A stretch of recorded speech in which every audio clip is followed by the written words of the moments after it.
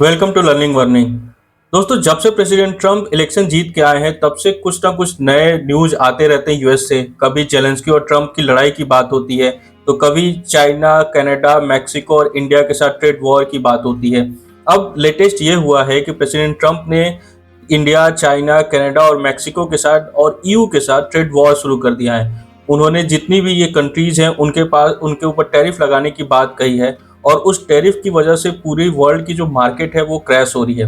अब उसके रिटेलिएशन में चाइना, कनाडा और मैक्सिको ने भी टैरिफ लगाया है और इसके अलावा कनाडा ने चाइना के ऊपर टैरिफ लगाया है और चाइना ने रिटेलिएशन में कनाडा के जो एग्री प्रोडक्ट है उनके ऊपर टैरिफ लगा दिया है। तो पूरे दुनिया में अब ट्रेड वॉर छिड़ गई है, उसका इम्पैक्ट है वो आपको जल्दी ही दिखेगा। आप इस वीडियो में देखिए कि president Trump China, Canada, Mexico और ईयू के बारे में क्या बोल रहे हैं। Look, our country's been ripped off by everybody. That stops now. I had it stopped in my first term, and we're going to really stop it now because this has been very unfair. Our country, from an economic standpoint and financial standpoint and a trade standpoint, has been absolutely ripped off by almost every country in the world. Canada, Mexico. The EU has been a terrible abuser of this country. I mean, the EU was formulated in order to take advantage of the United States, and they have taken it, but they're not taking advantage when I'm in charge. आपने clip के अंदर देखा कि president Trump EU को कितने harsh word में criticise कर रहे हैं और इसका रीजन ये है कि उनका मानना है कि ईयू बनाया ही गया है इसलिए क्योंकि वो यूएस का यूज कर सके, उसको एक्सप्लॉइट कर सके। इसके अलावा उन्होंने चाइना, मैक्सिको और दुनिया की जितनी भी बड़ी कंट्रीज है जो यूएस के साथ ट्रेड कर रही हैं और यूएस का डेफिसिट है उनके साथ, उनको उन्होंने क्रिटिसाइज किया और इस डेफिसिट को खत्म करने के लिए उन्होंने जितनी भी ये कंट्रीज है उनके ऊपर टैरिफ लगाने की बात कही है। आप इस क्लिप के अंदर देखिए। April 2nd, I wanted to make it April 1st, but I didn't want to be accused of April Fool's Day. That's not, just one day cost us a lot of money. But we're going to do it in April. I'm a very superstitious person. April 2nd, reciprocal tariffs kick in. And whatever they tariff us, other countries, we will tariff them. That's reciprocal, back and forth. Whatever they tax us, we will tax them. आपने सुना कि president Trump जो है वो reciprocal tariff की बात कर रहे हैं कि अगर कोई कंट्री उन यूएस के प्रोडक्ट के ऊपर 10% टैरिफ लगाती है तो वो भी 10% टैरिफ लगाएंगे और इसका इम्पैक्ट बहुत होगा। आइए हम शॉर्ट में जानते हैं कि ट्रेड वॉर क्या है, उसके इम्पैक्ट क्या है और जो कंज्यूमर है वो किस तरीके से उनको इम्पैक्ट करता है। दोस्तों, जब दो या दो से अधिक देश एक दूसरे के गुड्स एंड सर्विसेज पे टैरिफ या कोई अन्य प्रतिबंध बढ़ा देते हैं तो इसको ट्रेड वॉर कहते हैं। इसका मेन जो पर्पज होता है वो दूसरे देश की जो इकोनॉमी होती है उसको नुकसान पहुंचाने की होती है। इसमें आयात शुल्क बढ़ा सकते हैं, एम्बार्गो लगा सकते हैं या कोई प्रोडक्ट है उसके उत्पादों पे सख्त नियम बना सकते हैं। तो इसका जो इम्पैक्ट होता है वो कई तरीके से होता है, जैसे इन्फ्लेशन बढ़ जाएगा, जो रोजगार है उस पर असर पड़ेगा, अर्थव्यवस्था की जो ग्रोथ रेट है वो धीरे हो जाएगी और जो कंज्यूमर है उनको ज़्यादा प्राइस पे करना पड़ेगा किसी प्रोडक्ट के लिए।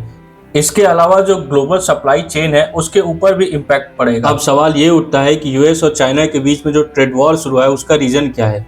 इसका रीजन है डोमेस्टिक इकोनॉमी को प्रोटेक्ट करना, जॉब क्रिएशन के लिए और जो बैलेंस ऑफ पेमेंट है दोनों देशों के बीच में उसको कम करने के लिए। और जो फेवरेबल ट्रेड है यूएस और चाइना के बीच में उसमें चाइना को बहुत ज़्यादा प्रॉफिट है तो उसको कंट्रोल करने के लिए। अब प्रेसिडेंट ट्रम्प की जो पॉलिसी है वो किस तरीके से इम्पैक्ट करती है वो तो आने वाला टाइम बताएगा कि यूएस के अंदर जो इन्वेस्टमेंट है वो बढ़ता है कि नहीं, एम्प्लॉयमेंट है वो बढ़ता है कि नहीं। लेकिन अभी तो जो डिसरप्शन है वो बहुत ज़्यादा हो रही है। जब प्रेसिडेंट ट्रम्प ने अनाउंस किया कि वो चाइना के ऊपर टैरिफ लगाने वाले हैं तो चाइना ने भी रिटेलिएट किया और जो एम्बेसी है चाइना की उन्होंने ट्वीट किया है कि अगर यूएस चाहता है कि जो भी इशू है उसको सॉल्व करे तो वो बराबरी का अधिकार रखे और आके वो कंसल्ट करे। लेकिन अगर वो वॉर चाहता है, वो चाहे टैरिफ वॉर हो या किसी और तरीके का वॉर, तो चाइना उसके लिए रेडी है। चाइना के इस ट्वीट के बाद यूएस डिफेंस सेक्रेटरी का स्टेटमेंट आया, आप इस वीडियो के अंदर सुनिए। We're prepared. Those who long for peace must prepare for war. That's why we're rebuilding our military. That's why we're reestablishing deterrence and the warrior ethos, is because we live in a dangerous world with powerful ascendant countries with very different ideologies. If we want to deter war with the Chinese or others, we have to be strong. आपने video के अंदर देखा कि जो China का tweet था जिसमें बोला था कि टैरिफ वॉर हो या कोई भी वॉर हो, चाइना जो है वो रेडी है। उसके जवाब में जो डिफेंस सेक्रेटरी है यूएस के, उन्होंने बोला कि अगर हमको पीस चाहिए तो हमें तैयार रहना चाहिए वॉर के लिए। और डिफेंस सेक्रेटरी की जो ये स्टेटमेंट है वो बहुत स्ट्रांग स्टेटमेंट है अगर हम डिप्लोमेसी में देखें तो। लेकिन जो ये ट्रेड वॉर है वो बस चाइना, कनाडा, मैक्सिको पे नहीं रुका है, ये इंडिया पर भी आया है। प्रेसिडेंट ट्रम्प का इंडिया पर भी स्टेटमेंट आया है। आप इस वीडियो के अंदर देखिए कि प्रेसिडेंट ट्रम्प जो है वो इंडिया को कैसे टारगेट कर रहे हैं। India charges us auto tariffs higher than 100%. China's average tariff on our products is twice what we charge them. And South Korea's average tariff is 4 times higher. Think of that, 4 times higher. April 2nd, reciprocal tariffs kick in. And whatever they tariff us, other countries, we will tariff them.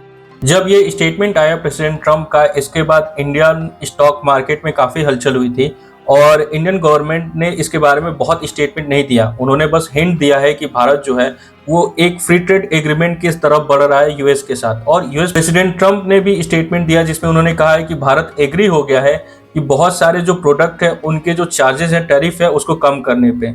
आप सुनिए इस video के अंदर। India charges us massive tariffs, massive. You can't even sell anything into India. It's almost restrictive. It is restrictive. You know, we do very little business inside. They've agreed, by the way, they want to cut their tariffs way down now because somebody's finally exposing them for what they've done. आपने सुना कि president Trump के जो word थे exposing, वो बहुत ज़्यादा गलत थे और इंडिया को भी इसका जवाब देना चाहिए। हालांकि जो इन्होंने स्टेटमेंट दिया उसके ऊपर जो कांग्रेस के जयराम रमेश हैं, उन्होंने सवाल पूछा है कि ऐसा क्या एग्रीमेंट हुआ है या क्या बात हुई है यूएस से जिससे कि जो टैरिफ है उसको कम किया गया है। इसके जवाब में फॉरेन सेक्रेटरी विक्रम ने हिंट दिया है कि India US bilateral trade agreement की तरफ जा रहे हैं और इस वजह से जो टैरिफ है उसको कम किया जा रहा है। अब बात ये होती है कि इस टैरिफ वॉर के अंदर क्या भारत को फायदा होगा, नुकसान होगा, क्योंकि इंडिया तो अपना टैरिफ जो है उसको कम कर रहा है, तो यूएस ऑलरेडी अपना जो टैरिफ बढ़ाने वाला है उसको नहीं बढ़ाएगा। लेकिन जो चाइना के साथ वॉर हो रहा है, ट्रेड वॉर हो रहा है, उससे क्या भारत कोई फायदा उठा सकता है? इसमें बहुत सारे आंसर आ रहे हैं। बहुत सारे इकोनॉमिस्ट जो हैं वो ये कह रहे हैं कि भारत उसका फायदा उठा सकता है। लेकिन अगर रियलिटी में हम देखें तो क्या हम इतने कैपेबल हैं कि जो ट्रिलियंस ऑफ डॉलर्स की अपॉर्चुनिटी है भारत को जो मिल रही है, हम उसका फायदा उठा सकते हैं? क्योंकि अगर हम देखें कि 2018 में जब ट्रेड वॉर शुरू हुआ था तो उसमें जो सबसे बड़ा बेनिफिशियरी था इस ट्रेड वॉर का, वो वियतनाम बन के उभरा था। जबकि वियतनाम एक बहुत छोटा कंट्री है। हम कंपेयर करते हैं कुछ चीज़ों को लेके, जैसे कि हमारे कंट्री में रेट टेपिज्म जो है वो बहुत ज़्यादा है। वियतनाम में एक कंपनी को रजिस्टर करने और उसको शुरू करने में 6 मंथ लगता है, लेकिन उसी कंपनी को भारत में रजिस्टर करने में 5 साल तक लग सकता है। तो आप क्लियरली इस डिफरेंस को देख सकते हैं। दूसरी तरफ जो लैंड एक्विजिशन है इंडिया के अंदर वो बहुत ज़्यादा टफ है। जो बड़ी बड़ी कंपनियां हैं, बड़े इवन इंडियन गवर्नमेंट को मुश्किल होती है लैंड एक्वायर करने में। तो आप सोचिए कि जो कंपनियां हैं वो कैसे एक्वायर करेंगी। जो इंफ्रा है हमारा, अगर हम कंपेयर करें चाइना और वियतनाम और जो बाकी कंट्रीज से, तो काफ़ी पिछड़ा हुआ है। उसके ऊपर हमें काम करना पड़ेगा।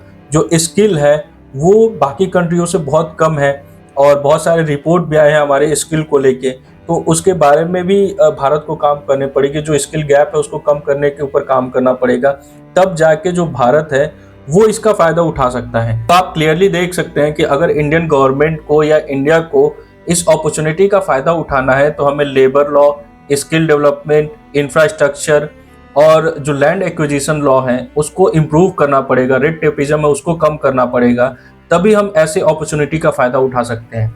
दोस्तों, अगर आपको हमारी वीडियो इन्फॉर्मेटिव लगी हो, अच्छी लगी हो, तो प्लीज़ लाइक और सब्सक्राइब करें। धन्यवाद।